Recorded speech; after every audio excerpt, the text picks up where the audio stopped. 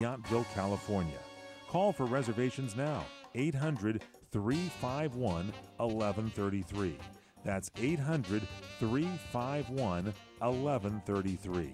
Come visit and relax at the Villaggio Inn and Spa and the Vintage Inn in Yountville, California. Call 800 351 1133. Thank you so much. Welcome back to the show. Our Facebook link is www.facebook.com/The Real Fred Dryer. www.facebook.com/The Real Fred Dryer. Please be in touch with us, as I'm sure I can guarantee you we will be in touch with you.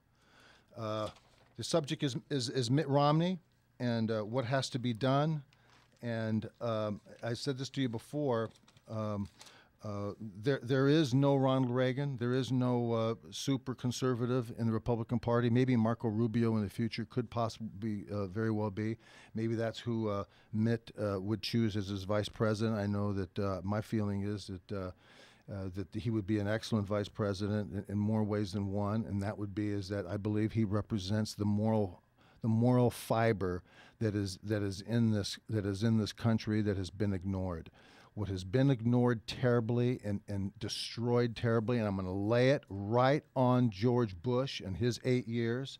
My big complaint about George Bush and the Republican Party and the Republican leadership has been that they never fought for conservatism. See, the reason that Ronald Reagan has the ear and people remember him so well is the fact that he was always giving speeches talking about the greatness of the country, the flag, about the Constitution, about what it meant to be an American. He provided the leadership. He was our dad, our grandfather. He's the one that provided the leadership and the voice. He's the one that told us who we were and how we should think of ourselves. This is a man who believed everything that he ever told you. And he didn't say it because he was a Republican. He didn't say these things because he was trying to sway somebody to vote for him. He simply just told the truth as he saw it, and people rallied behind him. It was our greatest moment from 1980 to 1988. George Herbert Walker Bush undermined him, and in 4 short years, even behind the Desert Storm War, he blew his presidency when he had this read my lips thing. But he was a huge drop-off from Ronald Reagan.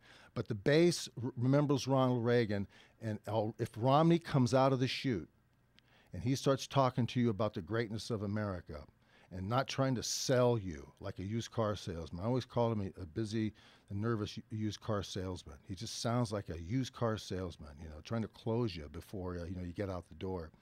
And if he just slows down, remember, Barack talks slowly, beautifully, efficiently, and he's captivating when he speaks.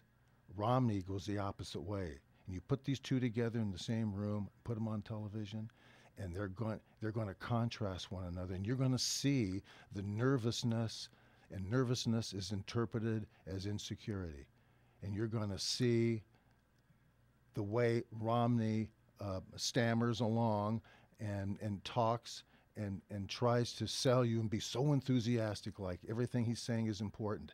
If he just calms down and relaxes and talks from the heart, he's got to decide. He's got to decide if talking about this country is part of his plan to be reelected, and that's what the conservative base was looking for. That's what they're missing. That's what Ronald Reagan did so beautifully.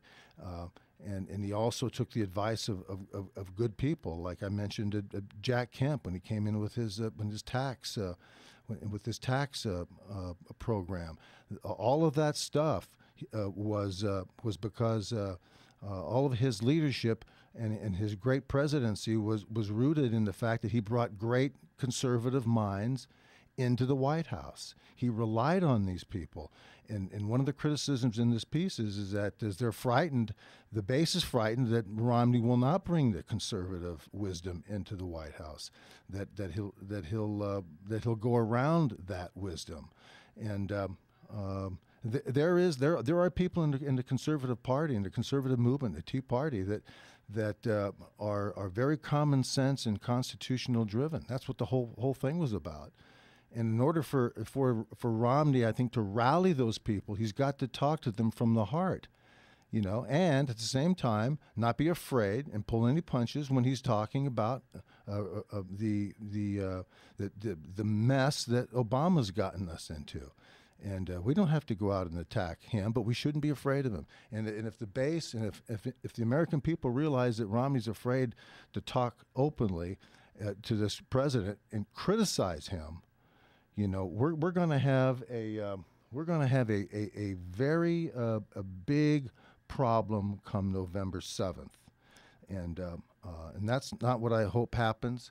I certainly hope that that what we wind up getting is everybody on the same page, everybody wanting so much to pull for this guy and get behind him, and also make a demand on him that he go back across the center line to the right of center. That's what the Constitution is, by the way. This is not an opinion. The Constitution is not a left of center or center document.